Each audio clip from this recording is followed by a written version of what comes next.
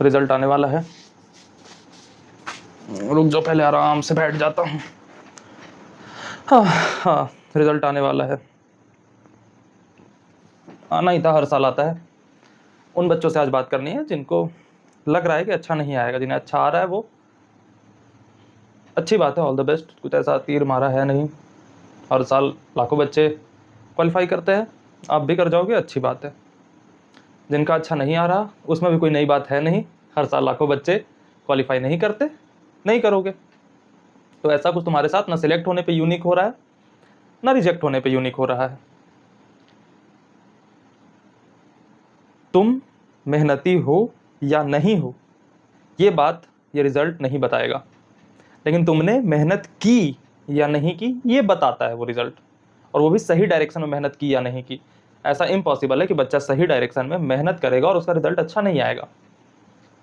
But बात उस पर नहीं करनी, बात इस बात पे करनी है कि रिजल्ट नहीं आया अच्छा तो क्या करें। वो तो हम बाद में बात करेंगे, क्या नहीं करना वो पहले सुन लो। घबराना नहीं है, ठीक है। ये बड़ी बेतुकी सी बात लगती है कि भैया रिजल्ट खराब आएगा तो कैसे, नहीं घबराऊंगा।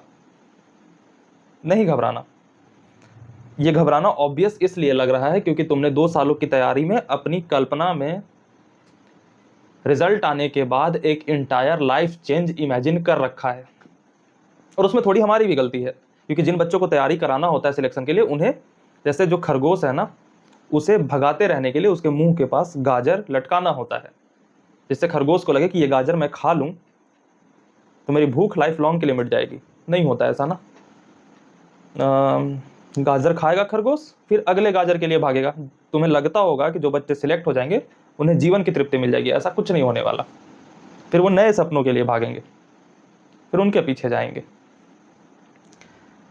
और मुझसे भी बच्चे पूछते हैं कि भैया आप कैसे कोप अप कर पाए थे, मेरे लिए उतना मुश्किल था नहीं। एक कहानी तुम्हें सुनाता हूँ। एक बूढ़ा व्यक्ति था जो नदी के किनारे गया। अब नदी के अंदर से एक मेंढक निकला और मेंढक बूढ़े व्यक्ति से कहता है कि तू मेरे सर पे चूमेगा ना तो मैं एक बहुत सुंदर परी बन जाऊंगी और मैं तेरे साथ हमेशा रहूंगी। तो बूढ़ा व्यक्ति मेंढक को उठाता है और चूमने के बजाय अपने पॉकेट में रख लेता है कि भाई मैं इस बुढ़ापे में परी का करूंगा क्या। मेरे लिए ज्यादा इंपॉर्टेंट है कि बुढ़ापे में मेरे पास एक बोलने वाला मेंढक होगा। तो तुम में से बहुत सारे बच्चे शौक हो गए होंगे, उन्हें लग रहा है कि यार मेंढक को चूमना तो ऑब्वियस है ना। नहीं, आप किस स्टेज पे हो उस स्टेज के अकॉर्डिंग आपकी प्रायोरिटीज अलग अलग होंगी। बूढ़े व्यक्ति के लिए बोलने वाला मेंढक ज्यादा इंपॉर्टेंट है। तो सबसे पहली बात, तुम्हें लग रहा है कि तुम बहुत बड़ी चीज खो रहे हो।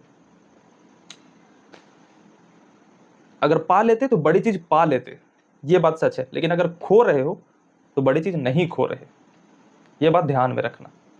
बस तुम उस उम्र के पड़ाव पे हो जहां पे तुम्हें लग रहा है कि मेंढक का परी बन जाना ज्यादा इंपॉर्टेंट होता है सभी के लाइफ में। नहीं होता, किसी को बोलने वाला मेंढक भी चाहिए। तुम्हें ऐसा लग रहा है, तुम अभी तक जिस तरीके की लाइफ जीते आए हो कि भैया रिजल्ट में खराबी आ जाने पे तो सबको उदास होना ऑब्वियस है ना। नहीं, कल अगर तुम्हारे जीवन का आखिरी दिन होता, क्या कर रहे होते। रिजल्ट आ भी जाता, ऑल इंडिया रैंक 1 आ जाते, क्या हो जाता। बाकी अभी इस मोमेंट पे तुम्हें यह महसूस हो रहा होगा कि ये सारी बातें बेतुकी हैं, क्योंकि अभी के इमोशन में इतना सरप्लस इमोशन होता है ना कि किसी की बातें हमें समझ आना, ये बातें चुभती हैं जनरली, कि मुझे कोई सिंपैथी दे रहा है। सिंपैथी को एक खराब सेंस में समझ लिया गया है, क्योंकि बहुत प्यारा इमोशन होता है। लेकिन तुम्हें ये लग रहा होगा कि भैया जो सिलेक्ट हो गए वो तो सिंपैथी उन्हें नहीं मिल रही, मुझे क्यों मिल रही है, मतलब मैं कुछ खराब हूँ। जो सिलेक्ट हो गए उनकी अलग प्रॉब्लम होती है। उन्होंने सोच रखा था कि जैसे सिलेक्ट होगा कुछ नया दरवाजा खुलेगा दुनिया का, कुछ नहीं खुलता। 1-2 महीने की शोर शराबे होते हैं, उसके बाद सब शांत हो जाता है। फिर अगले रिजल्ट के तुम्हें कितने ही बच्चे तुम देख रहे होगे, आईआईटी दिल्ली में है, आईआईटी बॉम्बे में है, यूपीएससी की तैयारी कर रहे हैं, उन्होंने अगला गाजर अपने सामने लटका लिया, वो उसके पीछे भागेंगे। और मैं हूं ना तुम्हारे साथ, तुम में से कोई बच्चा बेकार नहीं है। और ये आईआईटी अगर अच्छाई और बेकार होने का मापदंड होता, 140 करोड़ लोग हैं, उसमें से आईआईटी देते ही कितने लोग हैं ये भी तो सोचो। 14 लाख, 15 लाख। तो दुनिया 14 लाख 15 लाख लोगों की ही है। और ये तो सोचना मत कि चीज़ें बेकार हो जाएंगी। 14 लाख ही सिर्फ सफल हो रहे हैं। अगर इंडिया की जीडीपी को भी कैलकुलेट करोगे ना तो ये बहुत मुट्ठी भर लोग हैं। अपने आप को संभालना, तुम्हें रहना बहुत जरूरी है लड़ने के लिए। मैं हमेशा कहता था ना कि अगर सिलेक्ट हुए तो IITian, सिलेक्ट नहीं हुए तो एक सुपरहिट मूवी की स्क्रिप्ट, सफल तो होना ही है ना। मूव ऑन करना मुश्किल होता है। 2 टाइम तुम्हें दर्द होंगे, ये भी मैं पहले प्रेडिक्ट कर दे रहा हूं। एक अभी दर्द होगा रिजल्ट में, अगर खराब आ गया तो फिर तुम नॉर्मल हो जाओगे, किसी कॉलेज में चले जाओगे, एडमिशन हो जाएगा तो सारी चीज़ नॉर्मल हो जाएंगी, फिर तुम्हें याद भी नहीं रहेगा कि तुम IITs की तैयारी करते थे।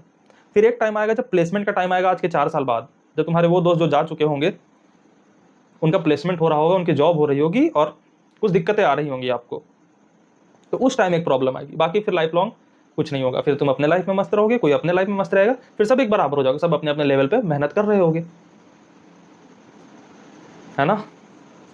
तुम में से बहुत सारे ऐसे बच्चे होंगे जिनके पास ड्रॉप का मौका भी नहीं होगा, तो ड्रॉप ले करके भी नहीं सिलेक्ट हो पाए होंगे। नहीं होते, ड्रॉप जो लेते हैं उसका ये मतलब थोड़ी होता सब सिलेक्ट हो जाएंगे।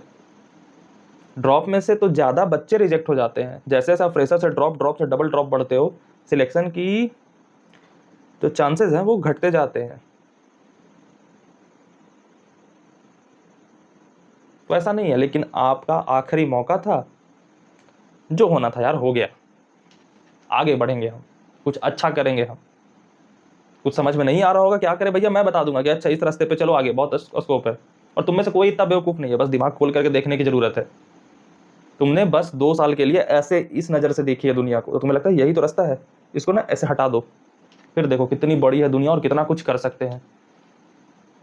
हम सभी अपने अपने रास्ते बना सकते हैं यार। मैं बना रहा हूं मुस्कुराते हुए, और किसी से पीछे नहीं होंगे। हम इतनी मेहनत कर लेंगे कि सबको पीछे छोड़ देंगे, है ना।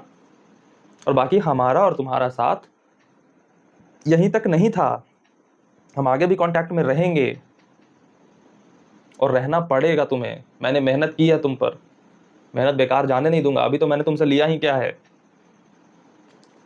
अभी तो तुम्हें सफल होते देखना बाकी है, अभी तो तुम्हें करोड़ों कमाते देखना बाकी है, अभी तो तुम्हें एक अच्छी कहानी बनते देखना बाकी है, अभी तुम्हारे मुंह से मेरा नाम सुनना बाकी है।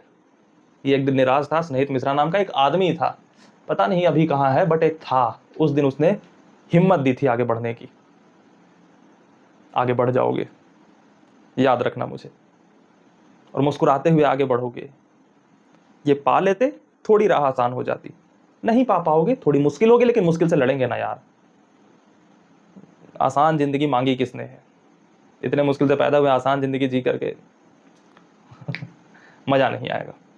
मुश्किल जीते हैं और अपने स्नेहित भैया का नाम आज के 10 साल बाद, 20 साल बाद किसी बड़े प्लेटफॉर्म से लेते हैं। बात खत्म नहीं कर रहा, बात करता रहूंगा जब तक रिजल्ट नहीं आया। मैं तुम्हें इंगेज रखूंगा अपने में, डोंट वरी, मैं हूं तुम्हारे साथ, तुम्हारा अपना, घर में बैठा हूं तुम्हारे। जब भी याद करोगे मैं आ जाऊंगा, ठीक है। बस बता देना एक बार कि भैया जरूरत है।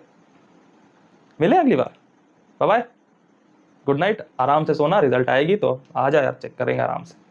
Good night.